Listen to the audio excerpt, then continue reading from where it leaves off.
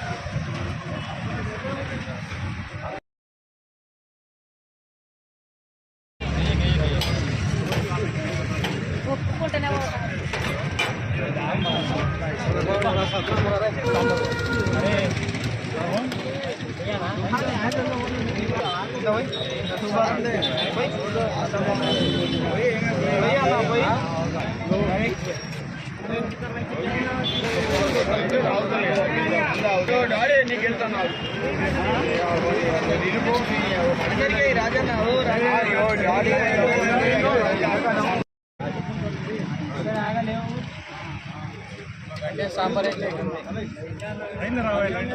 లేదు, గంటే చికెన్ అక్కడ సాంబార్ అయితే ఆల్రెడీ చికెన్ నోట్ పెట్టి